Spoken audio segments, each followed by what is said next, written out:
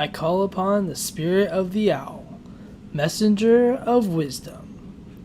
Welcome to the Temple of the Owl.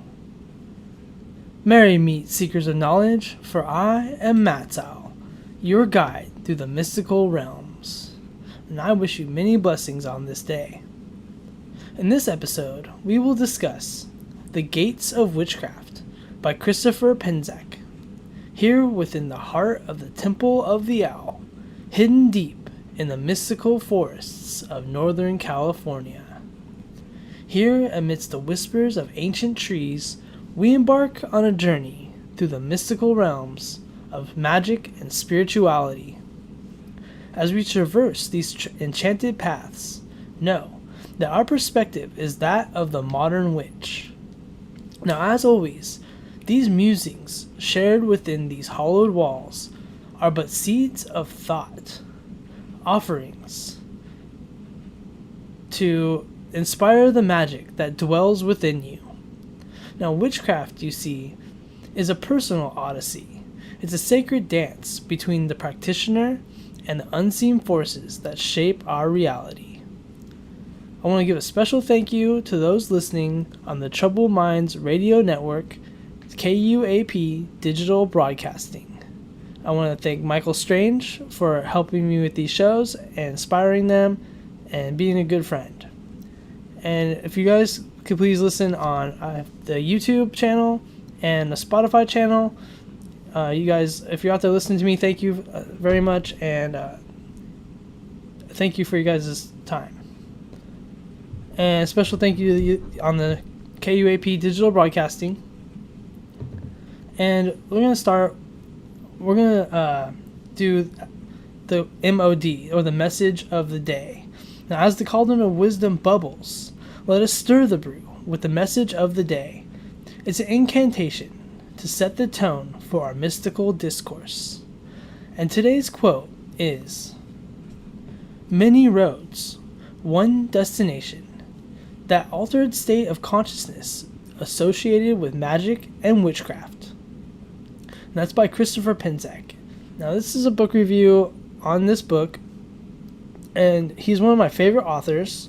I chose to do this book because it has a lot of good stuff that we talk about, and a lot of things that help you understand, these altered states of consciousness, and getting into those altered states of consciousness to help you achieve your goals. So we're going to check these out. Now, this book is called The Gates of Witchcraft by Christopher Penczak, and it explores 12 different pathways or gateways to altering consciousness and accelerating or accessing deeper levels of magical practice and gnosis. Now, the book delves into various techniques and practices, including meditation, breathwork, dance, music, sacred spaces, and the use of herbal allies. Each gateway represents a different method of engaging with the magical arts and transforming one's consciousness. Now, Christopher Penczak's approach integrates us. It's both traditional and modern elements of witchcraft, making the book suitable for both novices and experienced practitioners. The paths he describes range from solitary practices like the Lonely Road to more communally focused methods. Additionally, the book highlights the potential risks and challenges associated with each gateway, encouraging practitioners to be mindful of the shadow sides of their practice. Overall, The Gates of Witchcraft is a comprehensive guide for those seeking to deepen their understanding and practice of witchcraft through various transformative experiences. It is important to note that the Gates of Witchcraft were originally from Raymond Buckland. Now, he created the first original gates, and you can find them in the book Buckland's Complete Book of Witchcraft by Raymond Buckland, and that's where I originally learned them.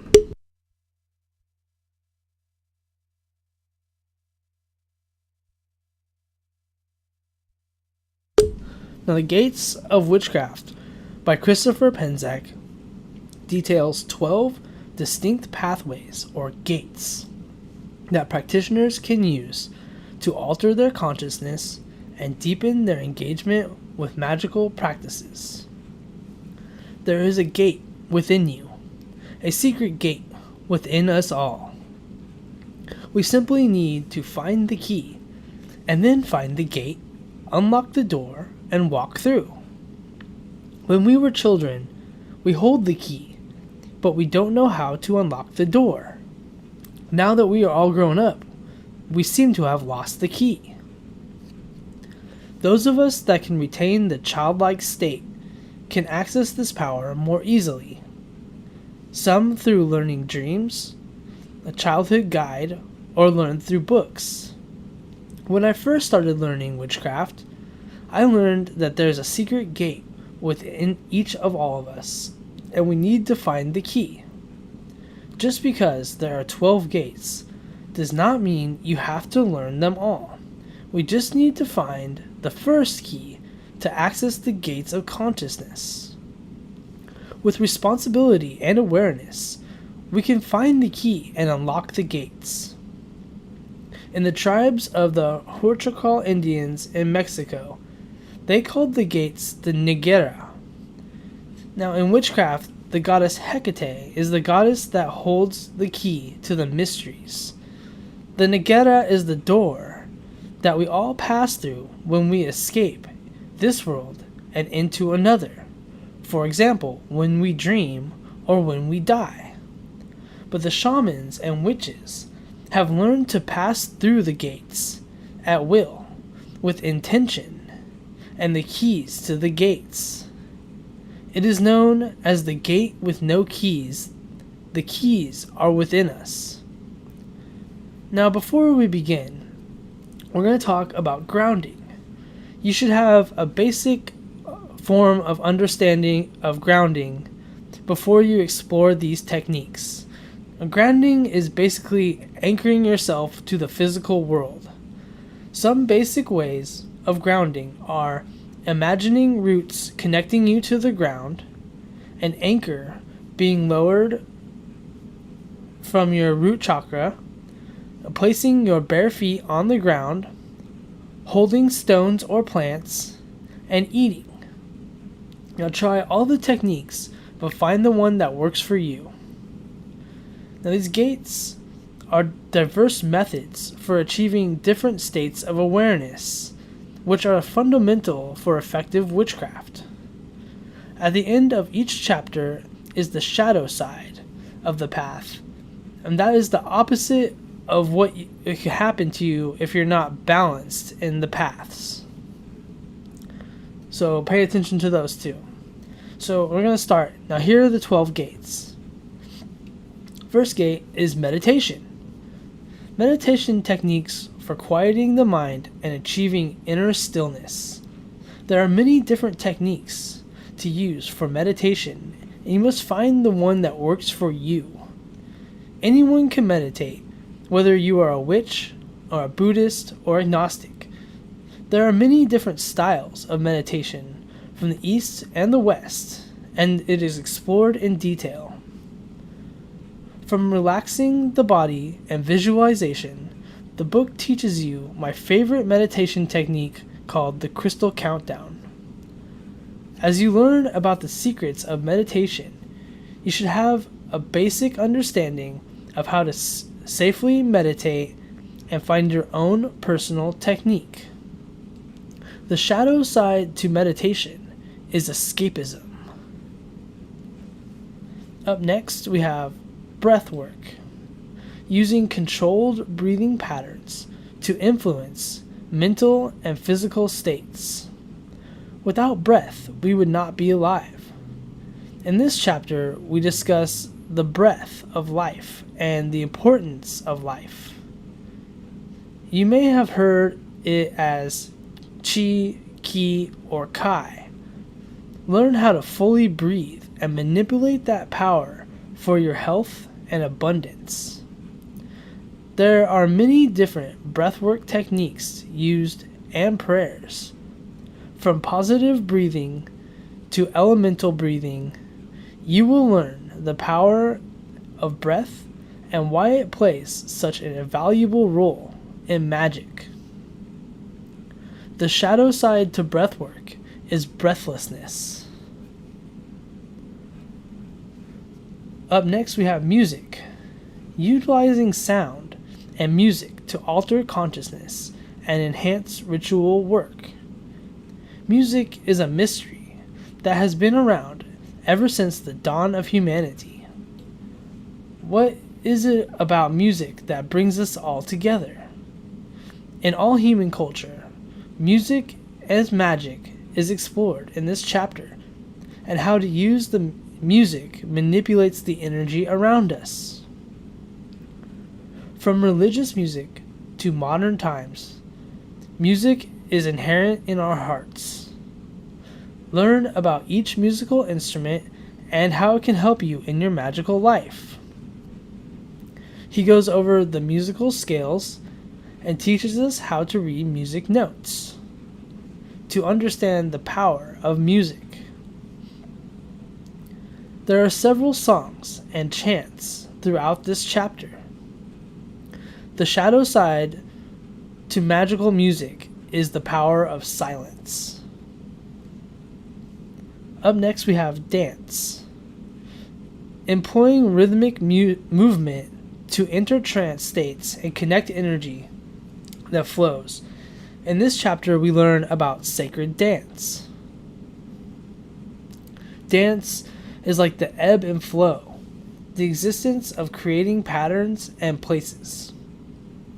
It is important to the importance of dance and magical movement is amazing to me because it has like different postures like yoga, the use of mudras or hand gestures, and ritual gestures. This chapter teaches us about the use of ritual movement in our everyday lives. We learn some dance moves and teaches us the importance of movement to manipulate our power. The shadow side of dance is exhaustion. Up next, the lonely road. The lonely road, embracing periods of isolation and introspection to achieve deeper self-awareness and spiritual insight. This is the path of isolation, and it is one of the hardest paths that most witches face. It reminds me of how, in the stories, witches would live at the edge of the woods by themselves. From nuns to clergymen, isolation has power for those who seek to find it.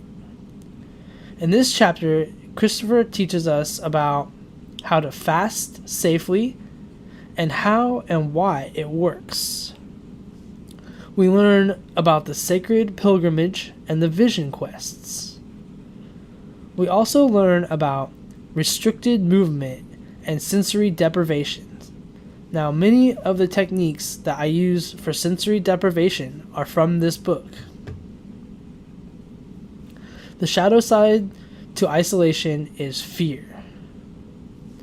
The next path is the path of poison. Working with herbs and other magical substances, natural substances to alter states of consciousness, with the emphasis on safety and respect for the potent nature of the allies. The path of poison is the archetypical classic witch. Another of the hardest paths, the path of poison, is dangerous, but it is necessary for a practicing witch to learn the basics.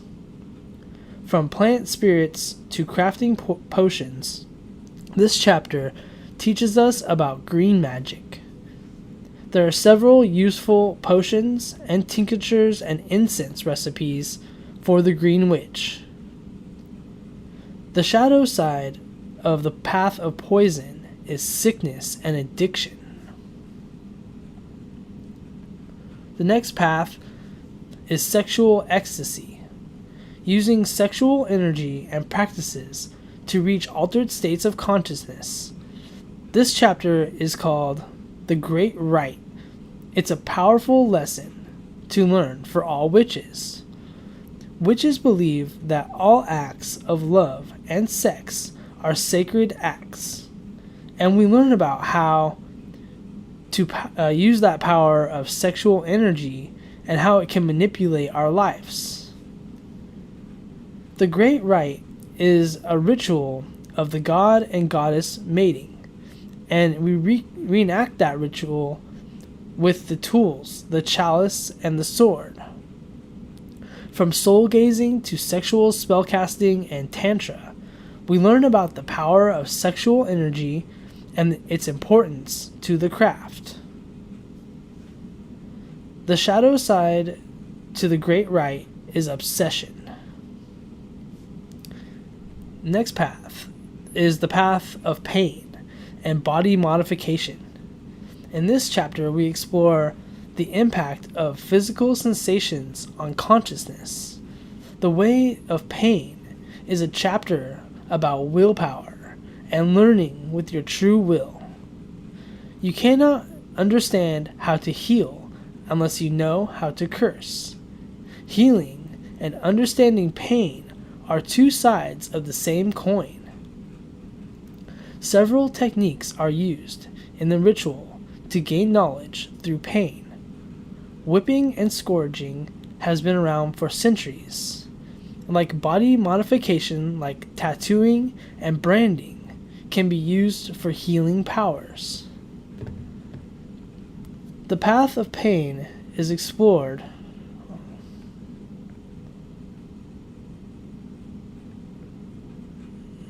The path of pain is explained by looking at sacrifice gods like Odin, the Hanged Man, and the tarot card, and we can understand how pain can lead us on a powerful path to healing and growing as a person. The shadow side to pain is injury. Up next is sacred space. Creating and using dedicated areas for magical work to foster a conducive environment. The land has power, and witches seek to understand that through geomancy, the art of the magic of the land. We are taught many different sacred sites like the pyramids of Giza, the temples of Greece, and Stonehenge. The ancients knew about the power of the land and how to manipulate it. The planet Earth is a living energy. Some call it the Gaia hypothesis. But I believe the Earth is alive. We learn about the ley lines and rivers and how they cross, and how they use energy to flow through the earth and manipulate it for our benefit. The shadow side to sacred space is fixedness. Up next is time. Time harnesses the power of time to understand our reality better. The time beyond is the next part of sacred space. Learning how time affects us and how to manipulate that energy. From linear time to celestial timing, this chapter teaches us about the power of time. Most of this chapter is astrological studies and how celestial bodies can affect our energy and how we can manipulate them for our advantage. This is for my astrological witches out there and how they can use time to affect these energies. The shadow side of time beyond is betweenness. The next one is called sacred vestments. Now, wearing specific clothing or adornments to aid in transformation and ritual. The use of spiritual garb has been used since ancient times. They are an important tool to the witch, and we use many different kinds of sacred garments. From robes to magical jewelry and the ritual tools, we have some of these things we wear that attune us to the gods and goddess. We learn about mask making and other objects we can craft to wear as sacred protection. The shadow side to sacred garments are vanity and attachment. And last, we have dreams. Now, harnessing the power of dreams and lucid dreaming for magical insights and work. The Door of Dreams is about the power of genosis through dreams. Now, I love talking about and learning about dreams because we all have this gift. The world of dreams is an amazing way to learn about us and our reality. Recalling our dreams is a discipline that we can achieve through practice and interpreting our dreams. It's some of the best magic we have. From lucid dreams to dream gateways, this chapter explores the path of dreaming and how we can unlock the power our dreams give us. The shadow side of dreaming is unconsciousness. Now, each gate offers different exercises, rituals, and theological insights, providing a comprehensive toolkit for practitioners to explore and find out what works best for them. I believe that there is a gate within all of us, and you just need to find the one. Learning about all of them can be helpful, but after you find the one that resonates with you, you can explore it further. Dive into them and seek out useful material on the subject, and then practice it to develop your own unique power. Now, The Gates of Witchcraft by Christopher Penczak is a powerful book that dives deep into the powers of consciousness, and I recommend it to anyone seeking to further your knowledge and power for the greater good. So I do recommend this book. It's 12 chapters, and like I said, it's one of my favorite books by him because it kind of talks about a lot of different things. It teaches us a lot of different ways of getting to these altered states of consciousness, which is important. I want to thank you guys for all the time. It's all the time I have for today. I want to thank you guys. Thank everybody for listening to the podcast, and thank you for listening on the KUAP Digital Broadcasting, the Troubled Minds Radio Network. Until next time, I am Matt Al. Thank you guys. Blessed be.